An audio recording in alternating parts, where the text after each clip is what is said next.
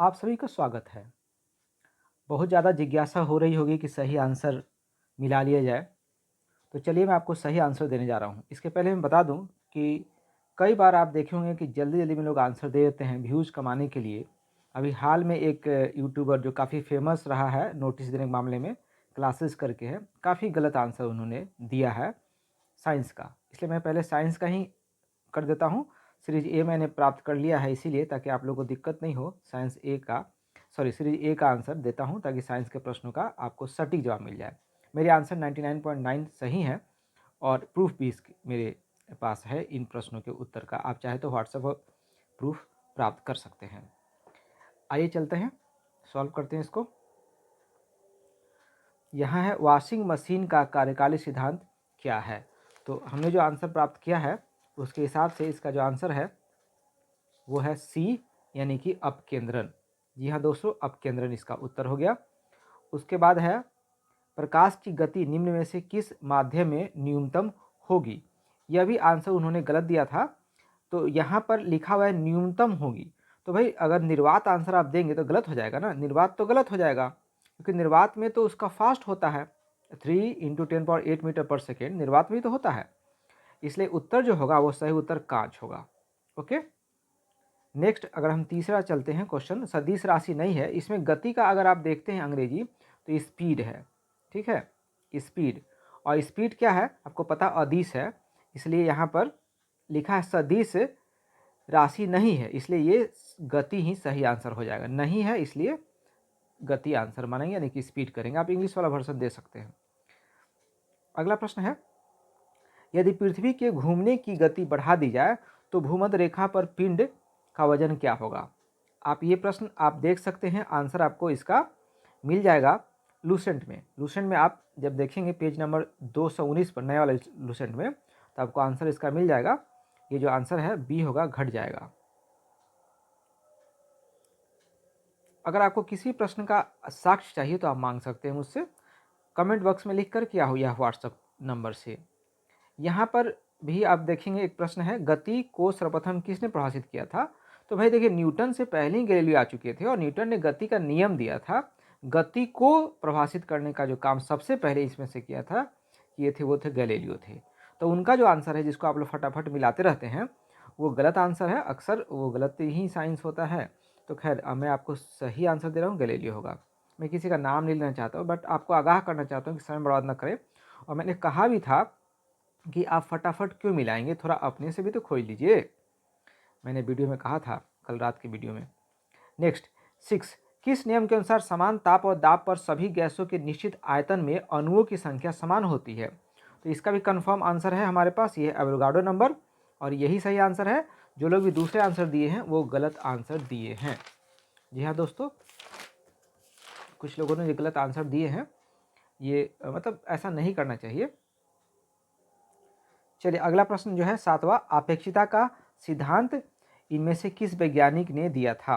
तो अपेक्षिता का सिद्धांत जो है वो वैज्ञानिक का नाम है, एक मिनट ये घूम गया है, theory of relativity. Theory of relativity को दिया था अल्बर्ट आइंस्टीन ने दिया था। दोस्तों ये सही है। अगला प्रश्न देखा जाए। अगला प्रश्न है, एक संवाहक के तापक्रम परिवर्तन के कारण इसमें विभव परिवर्तन होता है और इस घटना को क्या कहते हैं। इसके भी कई लोगों ने आंसर गलत दिए हैं। इसका सही आंसर है थॉमसन प्रभाव। उसके बाद आप देखेंगे 9 में, आवर्धक कांच किस प्रकार का लेंस, आवर्धक कांच में किस प्रकार के लेंस का प्रयोग किया जाता है। इसका आंसर है आपका उत्तल लेंस। जी हाँ दोस्तों, उत्तल लेंस से ही आप देखिए घड़ीसाज यूज करता है, या आप भी कभी कभी छोटा सा होता है सूक्ष्मदर्शी, जो सरल सूक्ष्मदर्शी कहलाता है, उसका प्रयोग करते हैं। उसे याद कर सकते थे आप, इसको मतलब वहाँ रिकॉल कर सकते थे। 10 नंबर में जो आपका है, चुंबक का अनुचुंबकीय सिद्धांत निम्न में से किसके द्वारा प्रदर्शित होता है। यह एक हार्ड प्रश्न था और इसका उत्तर होगा 10 का उत्तर है आपका ई उत्तर होगा, क्योंकि इसमें दो आंसर हैं, एक है आयरन और एक है प्लेटिनियम। मतलब आयरन भी होगा और प्लेटिनियम होगा। उस हिसाब से जो सही आंसर हो गया वो ई, उपयुक्त में से एक से अधिक। ठीक है, ये आपको मैं प्रूफ दिखा दूंगा, प्रूफ है मेरे पास, अभी मैं दिखाई देता हूँ आपको। अब चलते हैं 11वें प्रश्न पर। काफ़ी आसान प्रश्न है, परमाणु के नाभिक में कौन से मूल कण होते हैं? तो ये तो सबको पता है, ये है आपका प्रोटॉन और न्यूट्रॉन, क्योंकि इलेक्ट्रॉन तो चारों तरफ चक्कर लगाता है बाहरी कक्षाओं में। तो ये है सी आपका। अगला है, जिस धातु क्रम प्रक्रिया यानी कि 12 नंबर, जिस धातु क्रम प्रक्रिया के अंतर्गत धातु मिश्रित अवस्था में पाई जाती है को क्या कहते हैं? इसमें देखिए क्या किया है, यहाँ आप देख सकते हैं कैल्सीकरण इंग्लिश में दे दिया है, झाग प्रवलन हिंदी में, ये सब हिंदी में दे दिया है। इसमें कई लोग अगर जिनको ठीक से हिंदी इंग्लिश का पता नहीं होगा, मतलब इंग्लिश में याद किए होंगे और यहाँ शुद्ध हिंदी दे दिया तो दिक्कत होगा। तो कैल्सिनेशन तो होगा नहीं, और इसमें जो आंसर होगा वो है स्मेल्टिंग। ठीक है, स्मेल्टिंग। अब जिनको स्मेल्टिंग याद होगा, पता होगा, तो उनका हिंदी अगर ठीक होगा तब तो परगलन वो खोज लेंगे, अदरवाइज उनको इंग्लिश वाला वर्जन भी देखना चाहिए। ठीक है, नेक्स्ट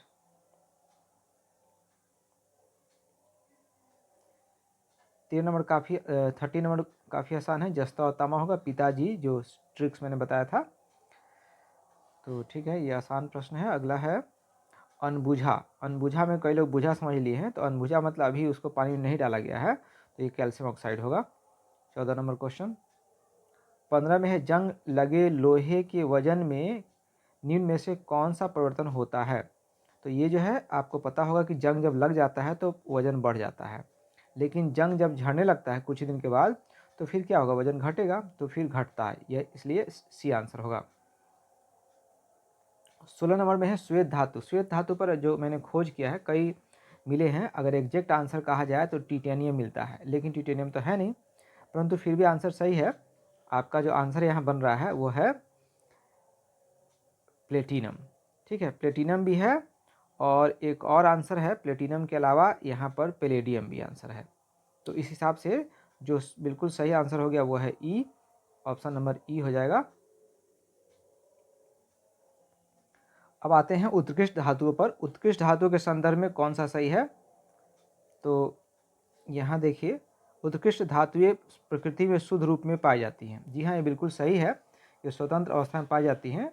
इसमें आपका आंसर है ये गोल्ड होता, प्लेटिनियम होता, सिल्वर होता, मरकरी होता, कॉपर, बिस्मथ भी चलेगा, लेकिन यहाँ पर सीसा और यूरेनियम दे दिया है जो कि गलत है। ठीक है, तो एक ही सही है ना, तो केवल एक यानी कि ए आंसर होगा। नेक्स्ट 14 सॉरी हाँ 17 हो गया ना, 17 हो गया था, अब ये 18 है।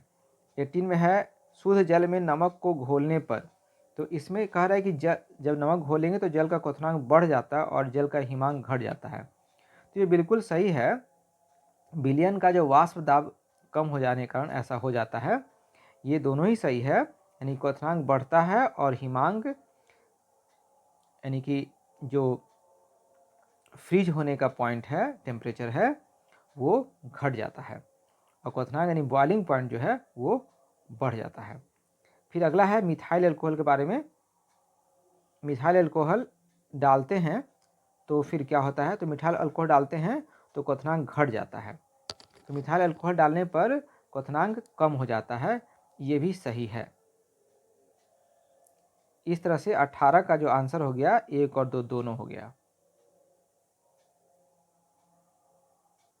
अब यहाँ कई लोगों के मन में आएगा कि सर यहाँ लिखा हुआ है उपयुक्त में से एक से अधिक, तो इसको लिया जाए अथवा इसको लिया जाए। तो देखिए, उपयुक्त में से एक से अधिक में हम 3 भी ले सकते हैं, 4 भी ले सकते हैं, एग्जैक्ट 2 ही लेना है यहाँ पर ना, तो एग्जैक्ट 2 यहाँ पर तो मेंशन किया हुआ 1 और 2, इसलिए एक से अधिक कर सोच करके आप ई नहीं लगा लीजिएगा, मतलब नहीं लगाए होंगे। चलिए 19 का है, 19 का तो पुराना क्वेश्चन है, कई बार पूछ चुका है, मीथेन सही है। अब आपको 20 के किस रसायन के कारण पटाखा फूटने से चमकदार लाल रंग दिखाई पड़ता है? इसका स्ट्रोंसियम है आंसर है। जो प्रश्न रसायन के हैं रियली हार्ड आए हैं, और इसलिए सिलेक्शन का जो अगर भार कहा जाए तो उधर ही चला गया है। आगे अब बायोलॉजी क्वेश्चन आपको मिलेंगे। बायोलॉजी में है पहला, लवणायुक्त वातावरण प्रेमी पौधे को क्या कहते हैं? तो लवण से स्पष्ट है कि लवण यहाँ लिखा है लवण मृदोद्भिद। ठीक है, मतलब वैसे मृदा में लवण की मात्रा ज़्यादा होती है। ऐसे पौधों को हेलोफाइट्स भी कहते हैं। हो सकता है हेलोफाइट्स ही लिख देता हूँ, अंग्रेजी में लिखा भी होगा। अगला प्रश्न है, कवक पौधों में नहीं मिलता है। तो जो कवक होते हैं, थोड़ा सा सेंटेंस अजीब ढंग से यूज करता है ये पीपीएससी। तो जो कवक हैं उसमें पर्णहरित नहीं मिलता है, ठीक है।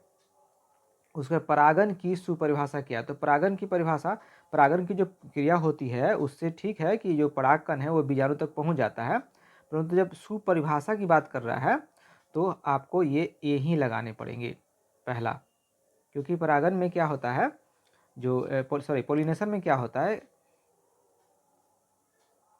मेल के एंथर से फीमेल के स्टिग्मा तक परागकण को पहुंचाया जाता है, पोलिन ग्रेन को पहुंचाया जाता है, इसलिए पहला ही आंसर सही होगा।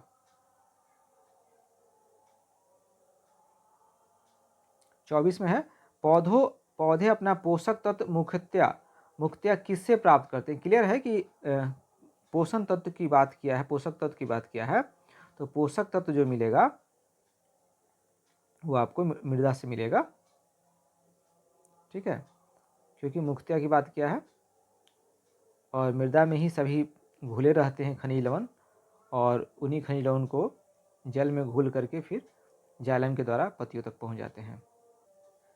पाइन, फर, स्प्रू, सेडार, लार्च एवं साइप्रस आदि मशहूर लकड़ी उत्पादक पौधों में से हैं। बहुत से भारत के पहाड़ी क्षेत्रों में पाए जाते हैं। ये सभी क्या कहलाते हैं? तो बस ये घुमाया है, क्वेश्चन तो इतना ही था कि पाइन, फर ये सब किस प्रकार के पौधे हैं। तो ये हैं अनावृत जीवी, मतलब जिस पर वैसे बीज, अनावृत बीजी, यानी ऐसे बीज, सीड जिसके ऊपर कोई भी आवरण कवर नहीं होता है, ठीक है, इसको जाइम्नोस्पर्म भी कहते हैं। अब 26 में देखिए, 26 में स्कर्वी के आगे क्या लिखा है, कह रहा है कौन सही सुमेलित है, और स्कर्वी के आगे क्या लिख दिया है, थायमीन लिख दिया है। भाई स्कर्वी के आगे थायमीन क्यों लिख रहे हैं? स्कर्वी जो है एक रोग है जो विटामिन सी की कमी से होता है, तो या तो विटामिन सी लिखिए चाहे एस्कॉर्बिक एसिड लिखिए, ओके, एस्कॉर्बिक एसिड लिखते तो सही होता।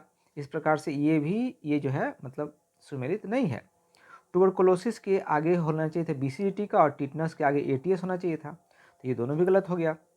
अब मलेरिया जो है क्लोरोक्विनिन दवा से ठीक होता है, और ये कोरोना के टाइम में काफ़ी फेमस हुआ था, इसलिए एकमात्र यही सही है। और ये न्यूज़ से है, रेडियो न्यूज़ आपको सुनते होंगे, मैंने बताया था कि रेडियो न्यूज़ सुनना चाहिए, सबको बताया था।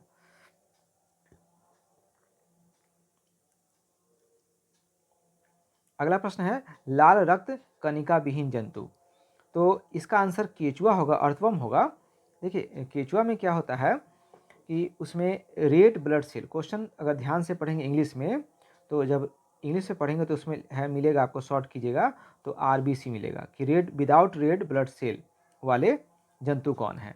तो केचुआ में रेड ब्लड सेल नहीं होता है, ठीक है, किसी दूसरे वजह से कुछ लाल कण उसमें दिखाई पड़ते हैं, लेकिन आरबीसी यानी ये आरबीसी ये नहीं होता उसमें। ये कंफर्म आंसर मेरी तरफ से केचुआ। नेक्स्ट है, कार्बोहाइड्रेट के अपघटनोपरांत अंतिम रूप से क्या बनता है? तो ये भाई अंतिम रूप से आप देखिएगा, आप पढ़े भी होंगे बायोलॉजी में कि ग्लूकोज का अवशोषण होता है किसमें, छोटी आंत में, तो अंतिम उत्पाद होगा तभी तो छोटी आंत में अवशोषण होगा ना, तो ग्लूकोज सही है। अधिकतर एंजाइम बनते हैं, तो रटा रटा क्वेश्चन है प्रोटीन से। उसके बाद 30 में किस वैज्ञानिक चिकित्सक ने पहली बार टीकाकरण की शुरुआत की थी? तो एडवर्ड जिनर, बचपन से आप पढ़े होंगे ये। इस प्रकार से 30 क्वेश्चन समाप्त हो गए हैं। दोस्तों मैं अगर कटअप की बात करूं तो कटअप अभी तक जो यही लग रहा है कि कुछ प्रश्नों को देखा जाए, यानी कि केमिस्ट्री के प्रश्न को देखा जाए, 10 प्रश्न मान लेते हैं केमिस्ट्री में 5 ही पूछता था, इस बार 10 पूछ रहा है, तो हार्ड हैं, मानना पड़ेगा कि हार्ड हैं, तो वो हो गया। उसके अलावा इकोनॉमिक्स के प्रश्न 15 प्रश्न में से कुछ प्रश्न जरूर हार्ड हैं, तो 10 ही लेते हैं, तो 20 प्रश्न हार्ड हैं, 20 नंबर बहुत होता है। और इतिहास के प्रश्नों को देखते हैं तो 35 क्वेश्चन है, प्राचीन, मध्यकालीन और आधुनिक मिलाकर। तो ये जो 35 प्रश्न है इतिहास के, वो काफ़ी आसान है, बहुत आसान का है हिस्ट्री क्वेश्चन। इस हिसाब से जो 10 प्रश्न केमिस्ट्री के हो गए, 10 क्वेश्चन जो केमिस्ट्री के हो गए, और 15 में से 10 हम ले लेते हैं इकोनॉमिक्स के, ये हार्ड हैं और ये बहुत कम लोगों से बनेगा। मैथ्स तो लगभग ठीक है, 1-2 हम मान सकते हैं कि 1-2 क्वेश्चन जो मैथ्स के कुछ लोग नहीं बना पाएंगे, मैं 2 ही मान लेता हूँ आप लोग के लिए। इस प्रकार से आप देख रहे हैं जो साइंस वाले स्टूडेंट हैं, साइंस का अगर केमिस्ट्री का हम 10 बात कर लें और मैथ का 2 बात कर लें तो 12 यहाँ फासला हो रहा है, इकोनॉमिक्स का 10 हो रहा है। तो इकोनॉमिक्स और केमिस्ट्री पर आपका सिलेक्शन जो है झुक गया है, इसलिए यहाँ पर थोड़ा हार्डनेस दिखाई पड़ रहा है। अदरवाइज अगर हम ज्योग्राफी की बात करें या बिहार स्पेशल की बात करें तो सारे क्वेश्चन ठीक ठाक हैं और पीसीएस लेवल के स्टैंडर्ड होने चाहिए वैसे हैं।